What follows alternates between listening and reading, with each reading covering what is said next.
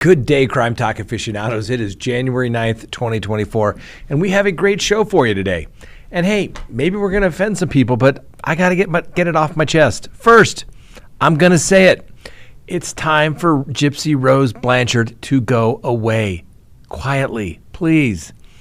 But before we get to that, we have the judge amending the camera order in the Brian Kohberger case. Becky Hill, remember her? The clerk that's under fire for the Murdaugh case? Her co-author is jumping ship and wants nothing to do with her. Michell Troconis, well, her trial starts Thursday. Another guy allegedly killing his wife, well, because extramarital issues. Where have we heard this storyline before? And then, yes, our dumb criminal of the day. Let's talk about it. Hi, lawyer.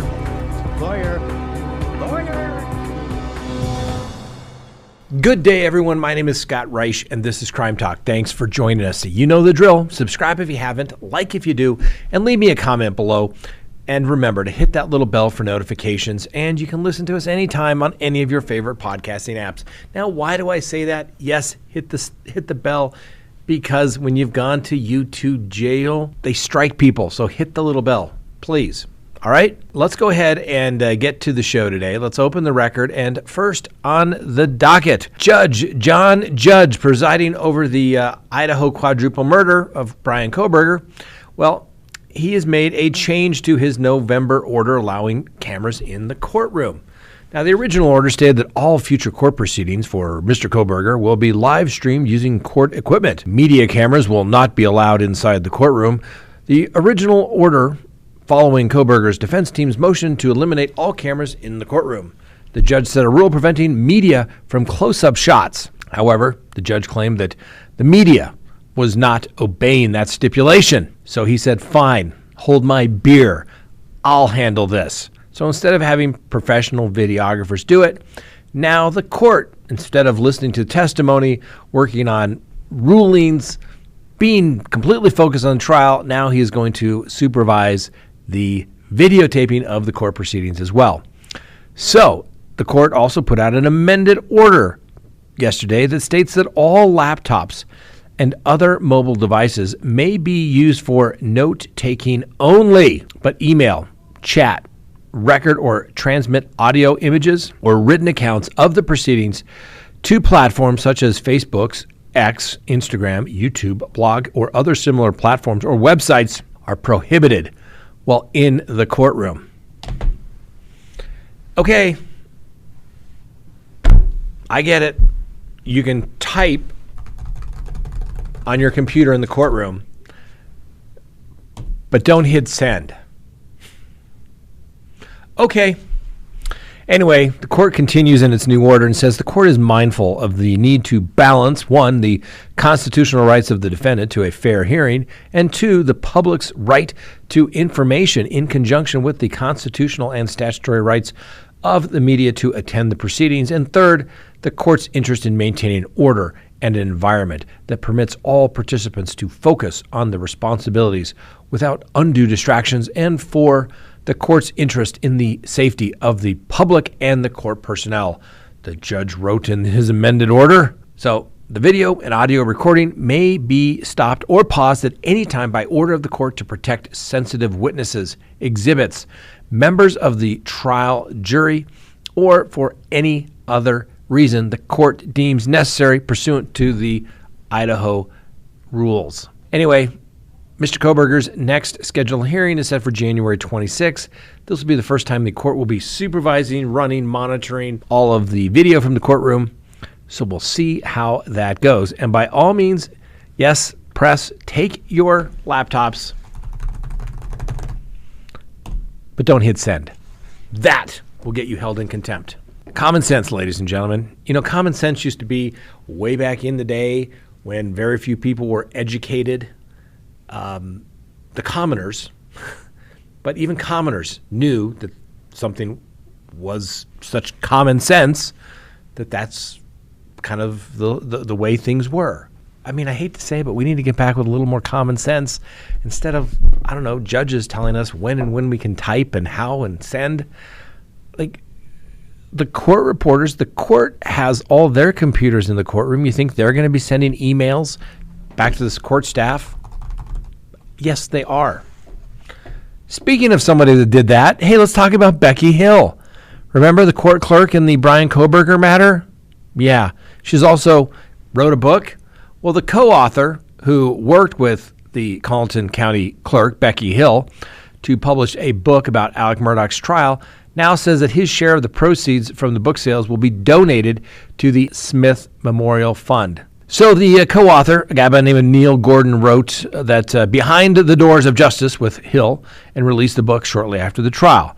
The two self-published the book, which Hill recently admitted to plagiarizing portions of it. And it's been reported that there's been some ethics investigation into Hill for allegedly using her position as a clerk to promote her book. So that's right, the co-author is going to donate all of his money. Wants nothing to do with Miss Hill. Okay? And this goes to a bigger issue. I just have to say it. You got the private sector where your goal is to make money. You've got the public sector. Your goal is to go be a public servant. If you want to go have a side hustle, then quit your job as a public servant and go do that. But don't profit off your job while you're there. Why are public employees not doing their job first? Maybe Miss Hill, and I don't know if there's been misconduct. We have some allegations of it. But maybe she should have been focusing more on her job than thinking about how can I profit off this as a public employee to write a book. You want to do that?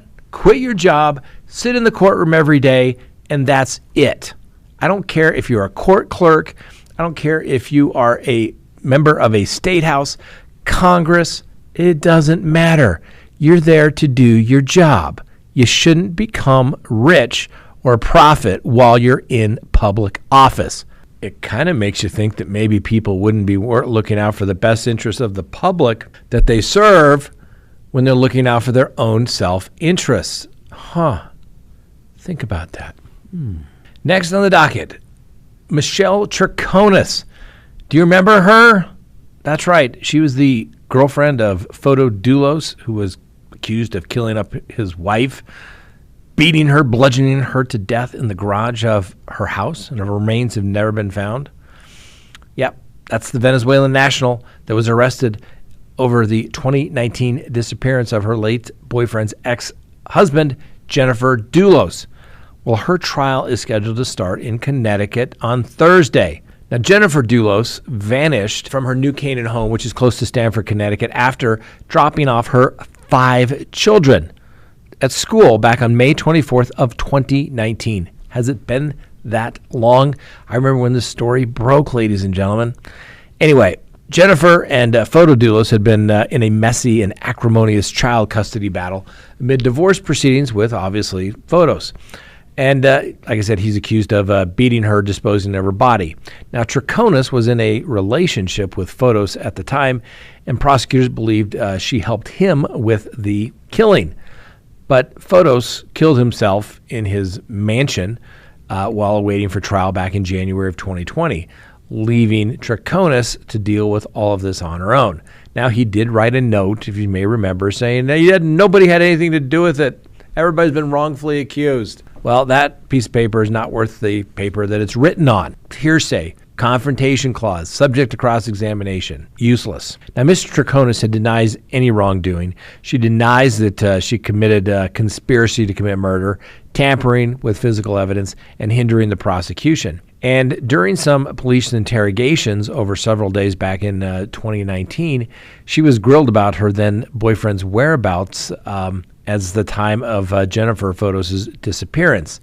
When she could not disclose whether he was at their home, one detective tried to encourage her to spill anything she knew about the movements by touting it as a golden ticket to save her reputation. And a way out of prison, perhaps. Because the detectives tried to let her know that, hey, you're plastered all over the news, and reality of it is, you are one of the most hated women in America. And she repeatedly tried to say, I'll be honest with you. The detectives also tried to say, hey, if you know where he could have been and maybe something he's done, frequent trips or something, Maybe even if you said something in jest, let us know. We're trying to help you help us. So these videos that were released also show Troconis crying, insisting that she was not covering for photos doulos. Now, as we noted, Jennifer's remains have never been found, but they didn't find some blood in the garage where someone had attempted to mop up and clean up a mess of blood.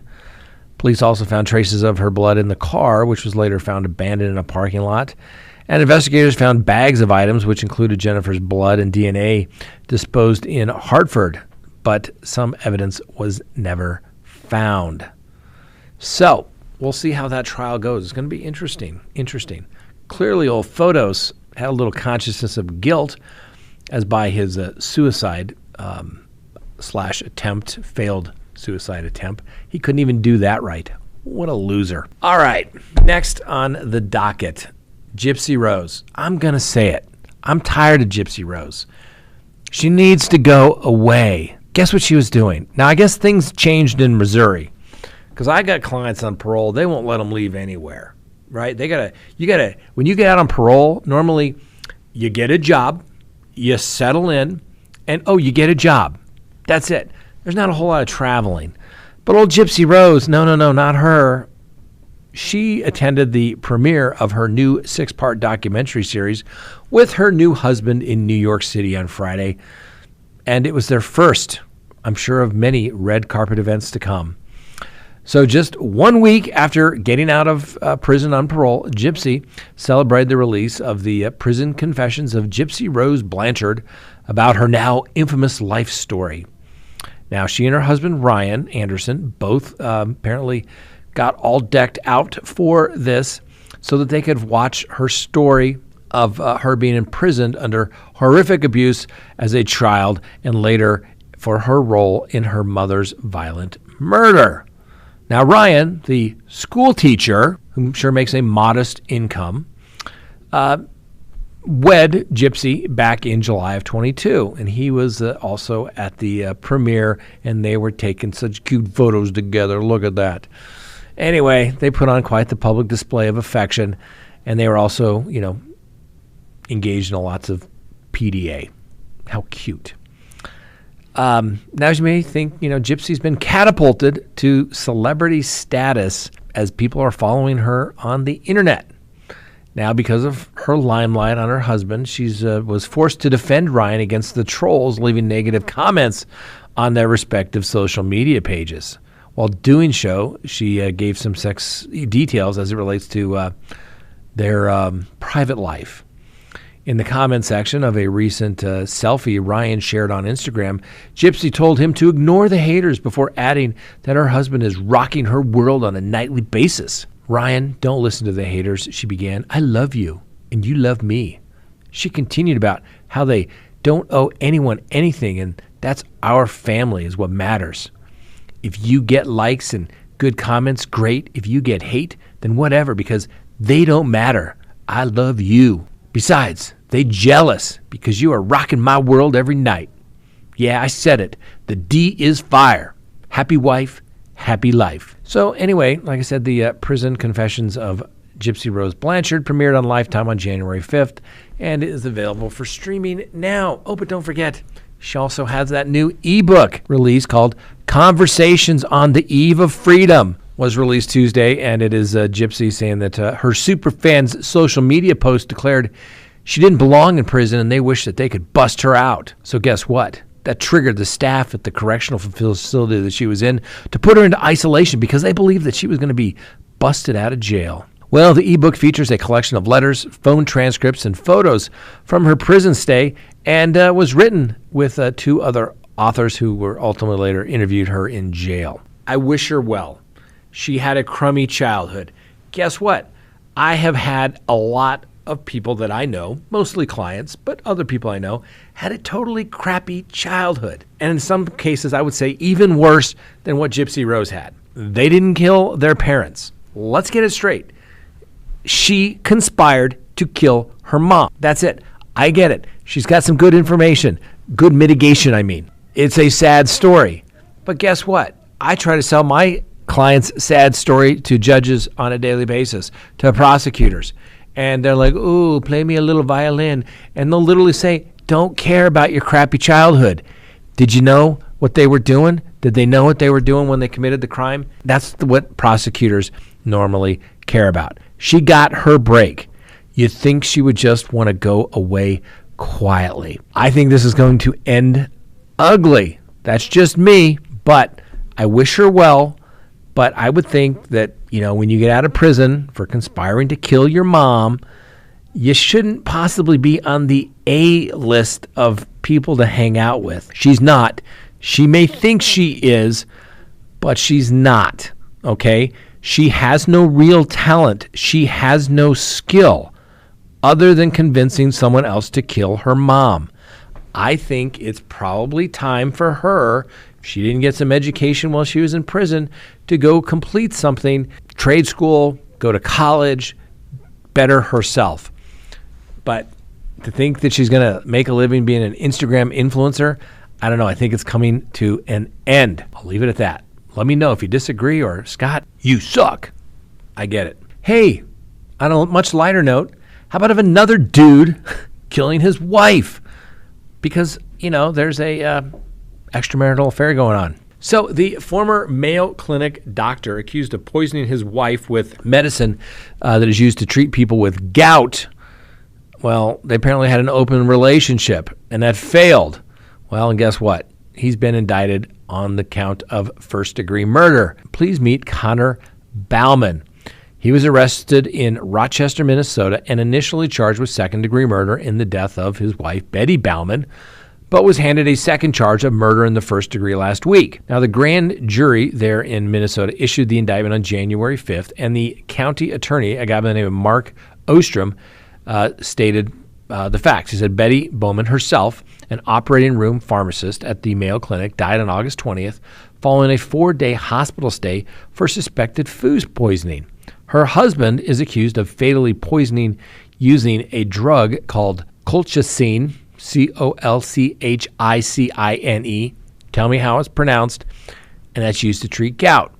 Well, when Betty began to suffer from cardiac issues and her organ failure issues during her stay in the hospital, the good Mr. Bauman, Dr. Bauman, also a pharmacist, so he's not really an MD, he's a PharmD. He suggested that she suffered from a rare illness where white blood cells build up and damage organs.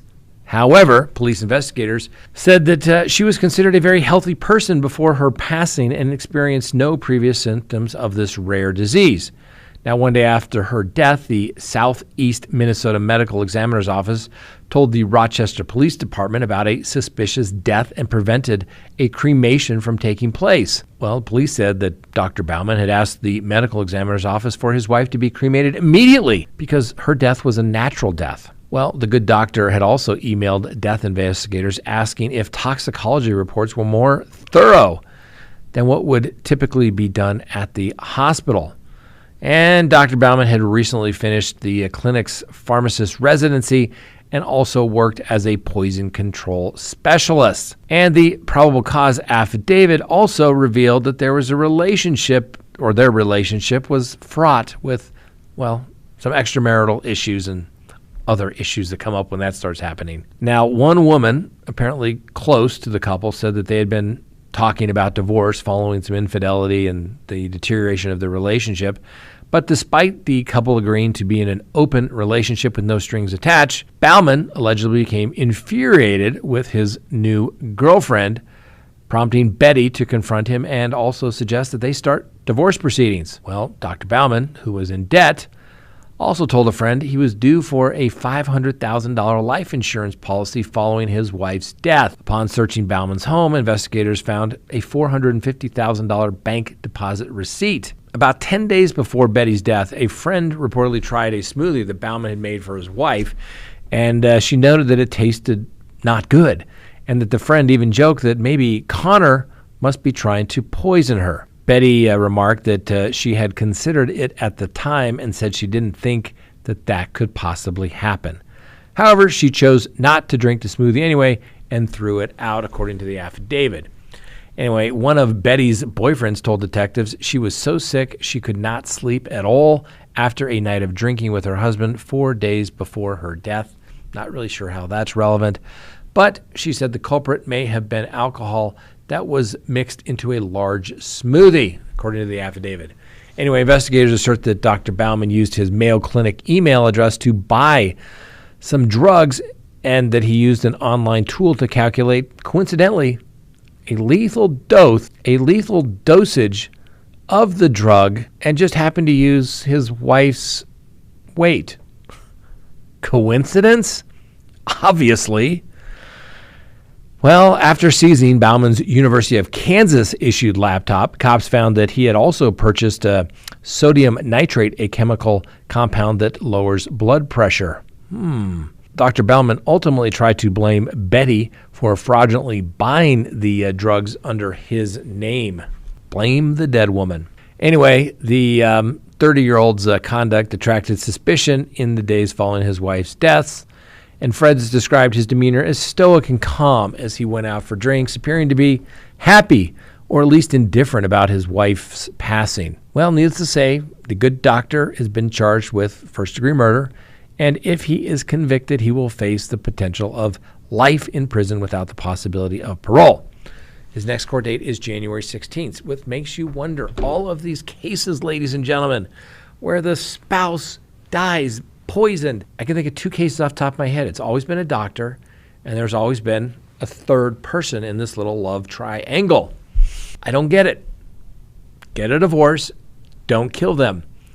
You're a pharmacist. You're going to make bank. Yes, he was in the little, he was in the process of doing his rotations, but as a pharmacist working in a hospital, he's probably going to be making a couple $100,000 a year rather quickly.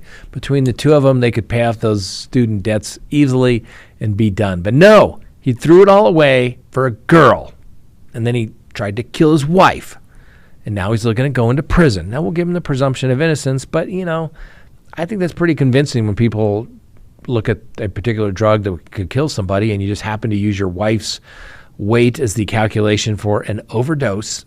Maybe that's just me. Maybe I'm just getting old and cynical. I don't know. But I think that's pretty compelling. And finally today, our dumb criminal of the day.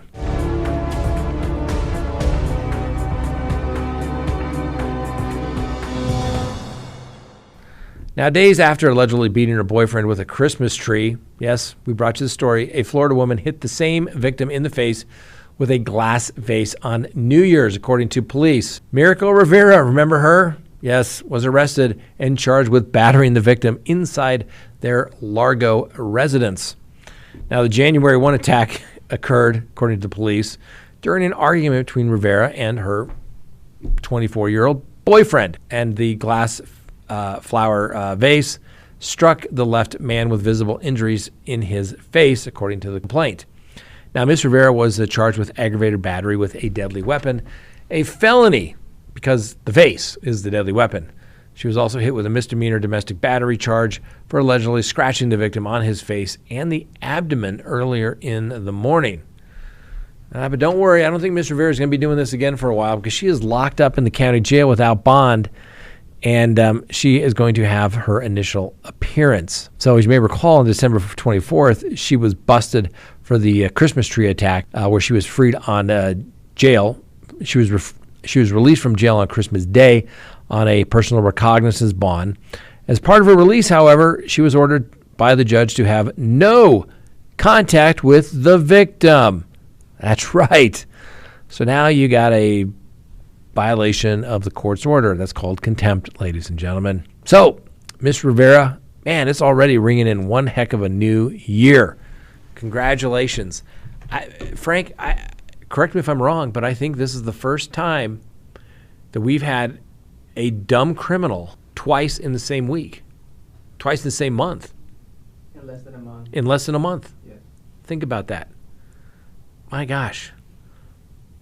I mean, we had the guy attack the judge the other day. We had the guy with his dismount from the pool. Ladies and gentlemen, this is going to be a great year. This is going to be a great year. All right, thanks for watching. Hey, remember, it's Tuesday. What does that mean? Our Tuesday night live show, 6 p.m. I think we may talk about Gypsy Rose. Want to join us? See you then.